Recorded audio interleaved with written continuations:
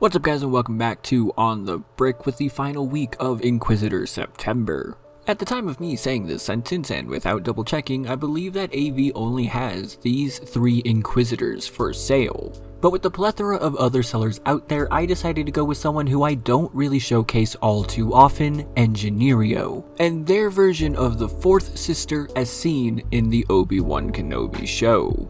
Now, right off the bat, let me make one thing pretty clear. This is not a bad minifigure, it's just not what I look for when I buy customs. I'm fairly certain that I've spoken about this before, but if I'm going to be putting the money into a custom minifigure, I want something more than what I would get from LEGO themselves. But at the same time, I know that is exactly what so many other people are looking for, and that is the style that Engineerio goes for. So these are only 180 degree printed, there's nothing on the sides of the legs or the arms, and Engineerio exclusively sticks to actual LEGO molds and products.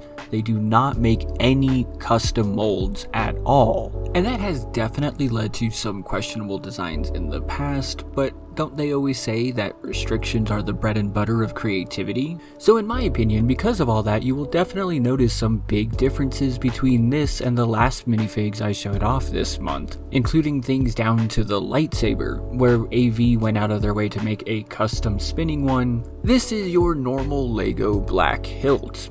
Again, it's not bad, it's just nothing really special. The design on this is pretty nice. I do think it matches almost perfectly to what we see on screen. And while it does feel a little flat, it's definitely not bland. I have seen a lot worse from other designers. Now, despite there being no printing on the sides of the legs or torso, there is arm printing, which again is pretty simple but does the job perfectly well. And then the back is actually where I want to bring the attention to. Not the back of the torso, but the back of the head, because this is where the decision to not use custom molds really does hurt the minifig.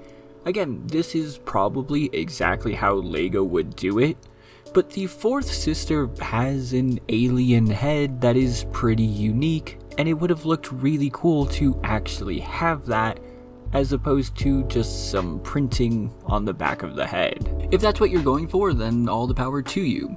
After all, in the world of customs, this isn't actually that expensive, as it does sell for exactly $30, and Engineerio does have a much wider variety of Inquisitors and minifigs in general. And as always, I will link to that in the description down below in case you are interested. And this is one where I would really like to know if you guys agree or not. Am I alone in not wanting my customs to feel like LEGO?